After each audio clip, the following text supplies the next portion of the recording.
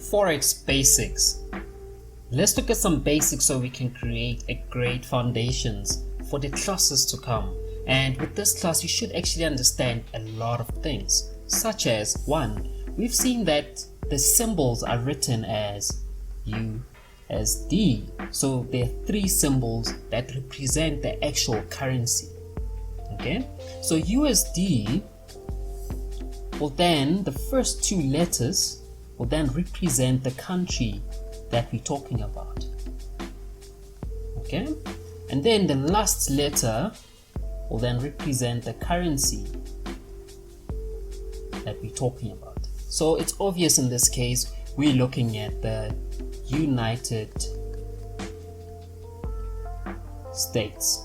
All right, and the currency here is then obviously your dollar, or as they love to say it, the almighty dollar. Those guys are so dramatic. Then let me give you another example. We can then have your G. What happened there? Your GBP, which is then obviously GBP stands for great, the B is for British, and the P is then the currency, which is then the pound. Great British Pound. Now obviously if you've been trading for a while, you've realized that they're not all the same, or some of them don't make sense. I asked my mentor, like, why do we have ZAR? Aren't we supposed to be SAR? Alright, and he said to me, yeah, so it's obvious that someone obviously already signed up with SAR, right, which is the Saudi Arabian Riyal. So they registered their currency first, so they got this symbol. Alright, so we had to default with this one here, which could mean Zuma African Rand.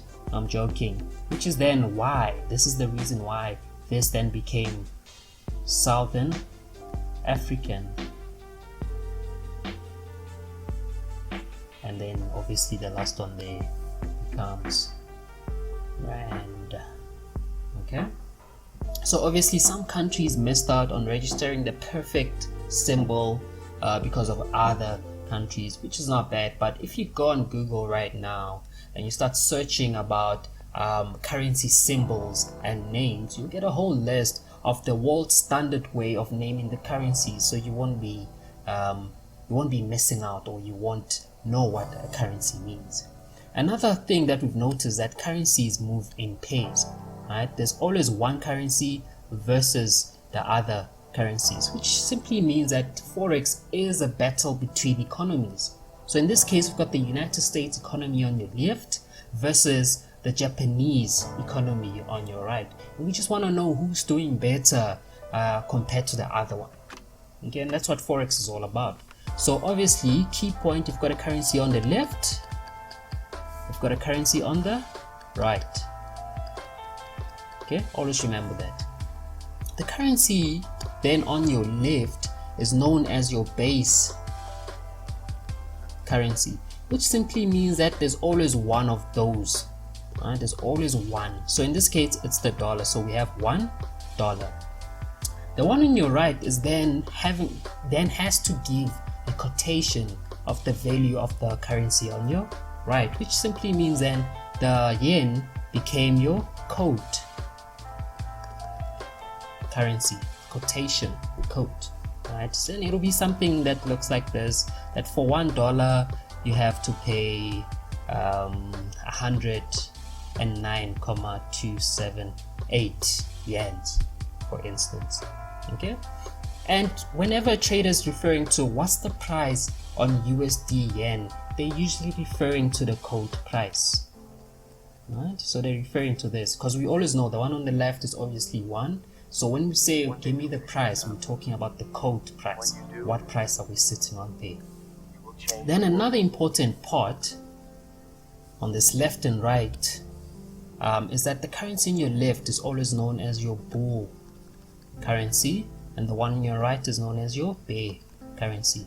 Now, to remember this and why they were named like this, I love to look at how they attack. So you know that when a bull attacks an individual, it will then go by the horns, grab them by the underwear, and just throw them in the sky. So bulls actually represent an upward moving trend, right? So your charts as a bull must go up, okay, which simply means the price must go up for a bull to make money.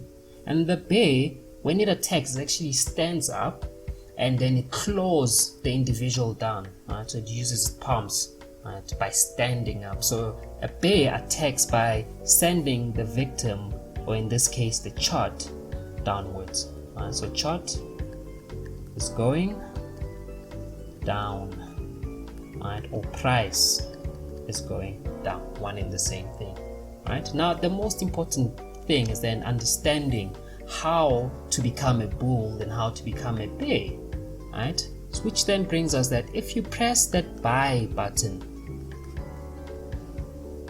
so when you buy, you are then saying that I am supporting an upward movement, or I want to become a bull, or I'm the base currency, or I'm investing in the dollar. It's one and the same thing. So as soon as you press those buttons, you've confirmed that you're on the left, or with the currency on your left. And then if you press sell, you are then saying I'm gonna be making money as the charts go down, and I'm a bear in this market.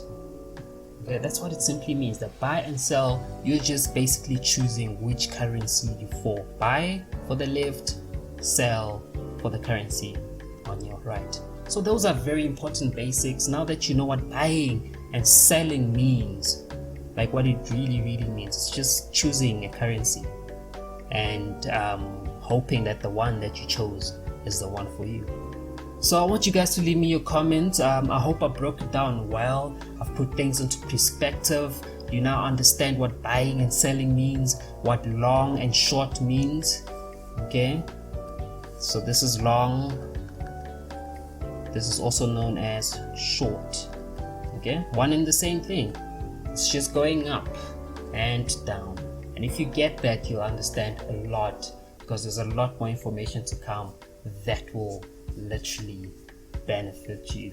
So yeah, leave me your comments. Tell me if I did well on this one. If I left out anything that you'd like to know, leave me the comments below. I will make videos. I love making these videos. Until I see you next time, peace.